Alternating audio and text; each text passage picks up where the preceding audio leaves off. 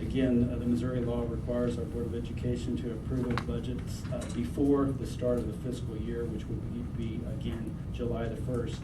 And really and truly tonight, there's really no new information that I'm going to share. Again, it's just a compilation of what we have covered in the past. And as the state legislature has completed its work, we have received our assessed valuation from Clay County. Those numbers are reflected in here. If it's okay, I'll let you follow through in the book version. And if you can,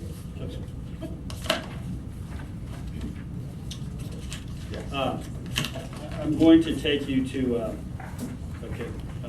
our fund balance section, and if you will turn to the book version, it's page 8 of 26.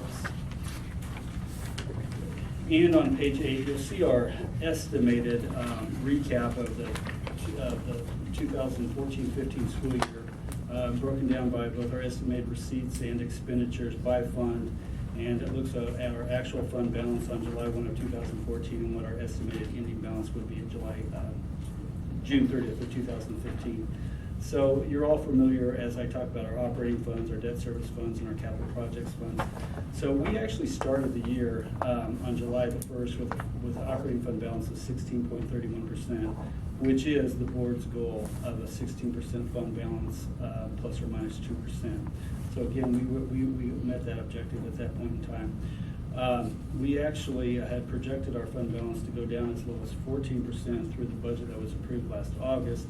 But when we, again, received additional state revenues, when the governor released over $100 million to all school districts in the state of Missouri in September, so that drove more money with it to our district. Plus, again, we've been very conscious of our expenditures, and at a 99% expenditure level, that would bring us an ending fund balance estimated to be at about 15.91%. Again, we still have some major payrolls that are yet to be paid to our employees, and those checks will be cut as we continue our summer school programming that will again be charged back against this fiscal year. But nevertheless, I just wanted to tell you that I believe we're going to be very close to the board's goal for the current year. Now, as we move forward, that's the next page, which is page 9 of 26. And again, if we take that same beginning fund balance percentage of 15.91, our total estimated receipts for our operating funds would be $223 million. Again, we have fund balance transfers similar to the ones that we just approved in the prior motion. Estimated expenditures of $220 million, which would leave us an estimated ending fund balance of June 30th, 2016 of $33 million, or about 15.19%. And the reason I again, really want to start out on these pages is, again, this is the most concise recap of all the numbers that go into our 300-plus page budget document. But nevertheless, with our expected increase in assessed valuation of 3.5%, plus our expected increase of money that we would receive from the state of Missouri through Senate Bill 287, through an additional $94 million that was approved by the state legislature and governor, we should again generate at least $223 million that would be used to support the initiatives that we have here. I will again tell you that was the revenues, expenditures in our operating fund. Again, on the page 9 at the bottom, you'll see our total budget for estimated receipts would be $252 million, and our total estimated expenditures would be, again, $263 million. When we pay off the next installment of our debt, basically I call that our house payment for our principal and interest payments on the bonds that we have outstanding. Plus, we spend an estimated $8 million out of our capital projects fund, which is actually the remaining portion of the $20 million bond authorization that our voters approved in April of 2014. So nevertheless, this page accounts for all of our funds. Again, there's the assessed valuation. I wanted to take you to that graph because, in my opinion, it's actually a positive sign for the district. And if you'll turn to page 13 of this report, you'll see on both page 12 and 13, our total assessed valuation. And today, our assessed valuation has been certified at $1,979,000,000. But if you look at the graph on page 13, I think it's finally taken a positive turn for us.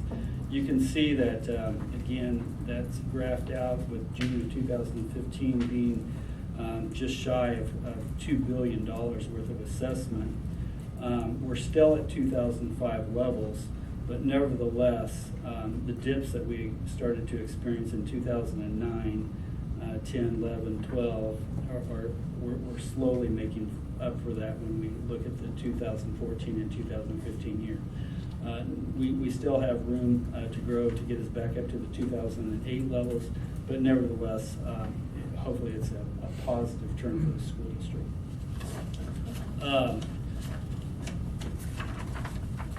The other page I'd like to turn to is page 19 and 20.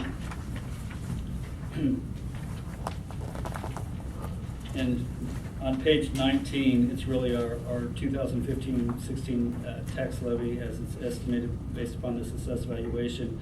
Again, we get our information from the county. We have to go through a process with the Missouri State Auditor's Office to actually file our tax rate by September the 1st, and we will do that in late August.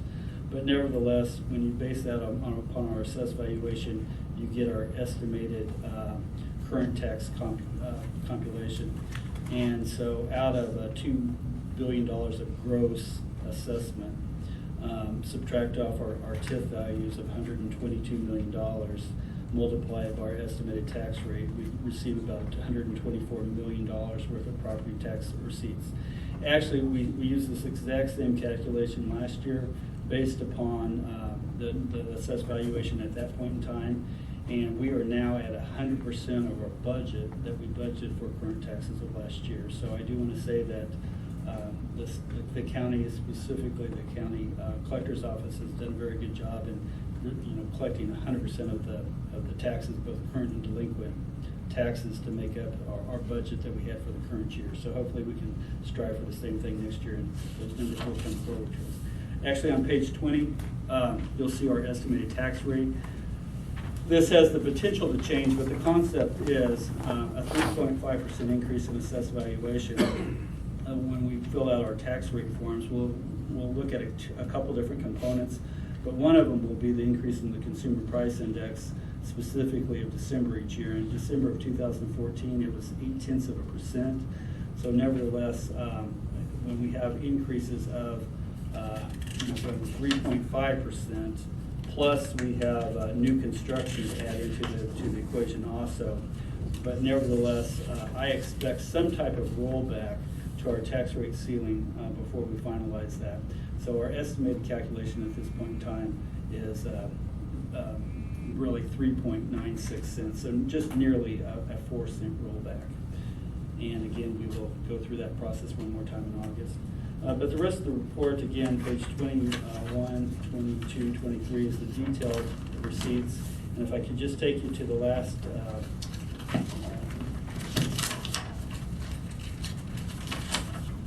couple of graphs that'll look at our expenditures. And on page 25, you'll now see our total expenditure budget of, again, $263 million. And that's broken down between salary and benefits, purchase services, supplies, capital outlay. And again, that $263 million is broken down in those areas. But I want you to turn to the last page of the report, which is page 26 on the back page. You'll really just see our operating funds. So that $263 million now becomes $230 million. And when you look at our percentages, we're basically right there as we've been in the past. Nearly 79%. It's actually 78.83% of our proposed budget for next year would be spent on salary and benefits. And then we'd have 9% going to purchase services, 7% to supplies, and 4% to capital assets.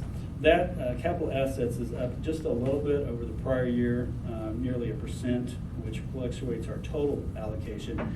But that is because of our one-time expenditures that we're anticipating to construct our tenant improvements for the Northland Innovation Campus. So, with that being said, there's really no new news that this Board of Education has not covered in this document and in the full packet if you're interested in that. I'd be glad to entertain any questions or work with any board member